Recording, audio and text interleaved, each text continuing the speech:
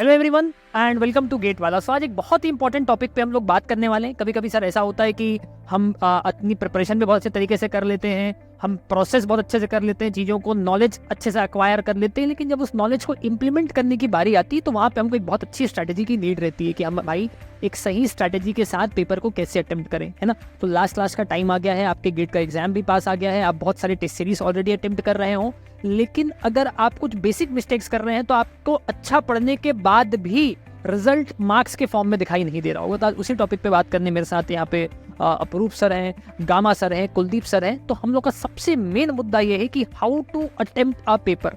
3 घंटे 65 question. Apoorv sir, what should be the correct strategy? Sir, जब मैंने गेट लिखा था अपने फाइनल ईयर में तो मेरी एक स्ट्रैटेजी तो एप्टीट्यूड को लेकर थी, क्योंकि एप्टीट्यूड के जो क्वेश्चंस होते हैं उसमें हम श्योर शॉट नहीं बोल सकते कि उसमें से कितने बनेंगे कितने नहीं बनेंगे। टेक्निकल में हमें आइडिया होता है कि हमारी प्रिपरेशन कितनी है। तो पहले तो मैंने ये किया था कि एप्टीट्यूड मैंने बाद में अटेम्प्ट किया था, क्योंकि उसमें अगर मेरे क्वेश्चंस नहीं बनते तो हो सकता है मेरा कॉन्फिडेंस हिल जाता। टेक्निकल मैंने पहले अटेम्प्ट किया। टेक्निकल में मैंने ये किया था कि मैंने पहले राउंड में उन क्वेश्चंस को अटेम्प्ट किया जो श्योर शॉट मुझे आते थे, जिनको देख के मुझे लग गया था कि इसका तो ये आंसर होगा, इसको मैं जानता हूँ कैसे सॉल्व करना है। अगर कोई क्वेश्चन डिफिकल्ट दिख रहा था तो मैंने पहले उसको नहीं छुआ, क्योंकि डिफिकल्ट क्वेश्चन अगर आप पहले ही पकड़ लो और उससे ना बने आपसे तो आपका पूरा कॉन्फिडेंस हिल जाता है और उसके बाद जो बनने वाले क्वेश्चंस होते हैं वो भी नहीं बनते। तो पहले राउंड में सारे बेसिक एकदम सिंपल क्वेश्चंस, सेकेंड राउंड में ऐसे क्वेश्चंस जो थोड़े कैलकुलेटिव हो, जिनमें थोड़ा सा आपको कैलकुलेशन करना पड़े लेकिन आपको पता है कि ये भी बन जाएगा, और लास्ट राउंड में ऐसे क्वेश्चन मैंने उठाए थे जो डिफिकल्ट थे और जो मुझे लग रहा था कि पता नहीं बनेगा या नहीं बनेगा। तो अगर वो लास्ट में नहीं बने तो भी मेरा कॉन्फिडेंस था कि भाई मैंने तो जो जितने मेरे को करने थे अटेम्प्ट मैंने वो सारे कर डाले। गामा सर, एग्जाम में सबसे इम्पोर्टेंट जो फैक्ट है वो ये होता है कि हमें ये पता होना चाहिए कि कौन सा क्वेश्चन हमें नहीं करना है। क्योंकि देखो, एक सिंपल सी थ्योरी है, ना तो 100 आने हैं ना लाने हैं। जैसे अपने मन को समझा लो। तो सबसे पहले कुछ क्वेश्चंस एग्जाम में डाले ही इसलिए जाते हैं कि, और ऐसे नियरली 10 to 15% क्वेश्चंस होते हैं जो रियली में टफ होते हैं, और वो हम लोगों को भी सोल्व करने में टाइम लगता है। कोई बोलेगा कोई नहीं बोलेगा, लेकिन मैं बोल रहा हूँ कि हम लोगों को भी टाइम लगता है उन क्वेश्चन को सोल्व करने में। अब 2 टाइप के स्टूडेंट्स होते हैं कि नहीं, हम तो अब एग्जाम के साथ ईगो लेके नहीं बैठना कि ये सब्जेक्ट तो मेरा बहुत अच्छा है, हो सकता है कि उसका सबसे टफ क्वेश्चन उसी सब्जेक्ट का है जो सब्जेक्ट आपका सबसे अच्छा हो।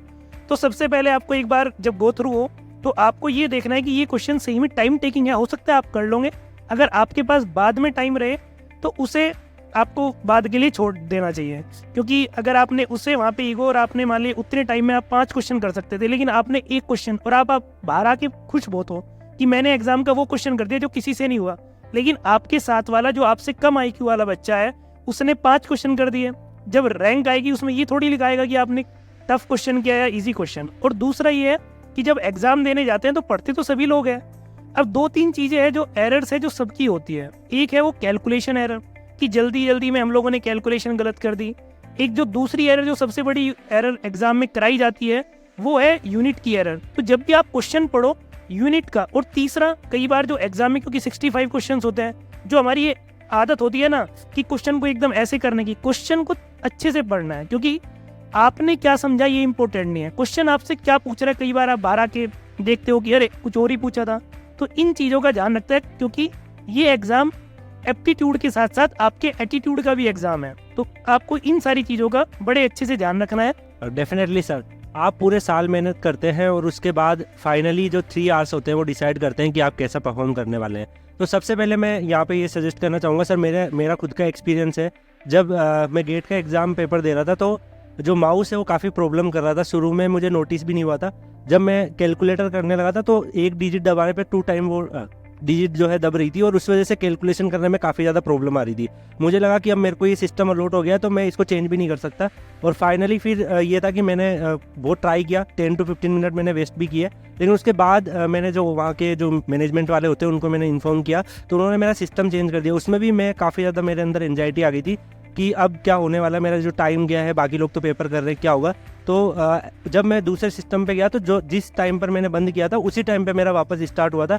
ऑलरेडी 4-5 मिनट तब तक जा चुके थे, और जब तक सारे बच्चों का पेपर नहीं हुआ था, मेरा पेपर जब तक खत्म हुआ नहीं था, तो तब तक बाहर भी नहीं निकलने दिया था। तो इस तरीके की प्रॉब्लम भी हो सकती है जो एंड मोमेंट पे आपको काफ़ी ज़्यादा एंजाइटी और प्रेशर दे सकती है। तो आप लोग उस टाइम पे भी काम रहेंगे तो ही डेफिनेटली आप पेपर को अच्छे से अटेम्प्ट कर पाएंगे। बिल्कुल यार, सबसे क्लियरली मैं आपको यही बोलना चाहूँगा कि भाई जो गेट का एग्जाम है वो एकदम it is just like a 2020 match. अगर आपका शुरू में मोमेंटम बन गया तो आपका एग्जाम बड़ा अच्छा जाता है। अगर आप शुरू में मोमेंटम नहीं बना पाए तो फिर भाई अगला मौका सीधा 1 साल बाद आता है, ठीक है। तो आपको अपने स्टार्टिंग के जो 3-4 क्वेश्चन है, 4-5 क्वेश्चन है, आपको ये टाइम उन्हीं क्वेश्चंस में इन्वेस्ट करना है जो आपको रिटर्न देने वाला है। रिटर्न देने वाला है मतलब क्या, नंबर देने वाला है, ठीक है।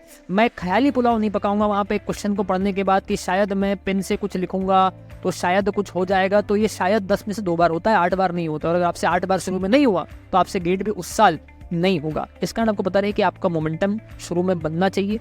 आसान क्वेश्चंस को पिक करें, जिन क्वेश्चंस को रीड करने के बाद आपको लग रहा है कि मुझे गिवन डेटा से लेके फॉर्मूले से लेके सोल्यूशन से लेके आंसर तक सब कुछ इन डेप्थ दिखाई दे रहा है, वहीं पे मेरी कलम उठेगी और कलम चलेगी और वहीं से मेरे नंबर आएंगे, ठीक है। कुछ जो भी आपको एक बढ़िया अच्छा एक्सपीरियंस बताया गया, सबका अपना अपना पर्सनल एक्सपीरियंस बताया गया, अगर इन चीज़ों को आप अपने मन में रख के ध्यान से पेपर लिखेंगे तो मैं डेफिनेटली कह रहा हूँ सबसे पहले तो इसकी आप ग्राउंड लेवल टेस्टिंग कर ले 4 से 5 बार अपने स्ट्रेटेजी की मॉक टेस्ट में, ठीक है।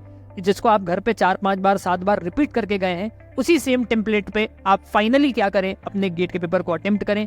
अपने बायोलॉजिकल क्लॉक को बहुत सही रखें। अगर आपका पेपर 2 बजे है तो आप अपने मॉक भी 2 बजे दें। अगर आपका पेपर सुबह 9 बजे है तो अपने मॉक भी आप सुबह 9 बजे दें। तो आपका बायोलॉजिकल क्लॉक भी बहुत सही रहेगा, अलाइंड रहेगा आपके गेट के एग्जाम के साथ, ओके। तो ये बेसिक तरीके आपको बताए जो आपको इम्प्लीमेंट करना है, ठीक है। और इसको ध्यान में रखते हुए, इसको माइंड में रखते हुए ही आपको गेट के एग्जाम देना है, ओके।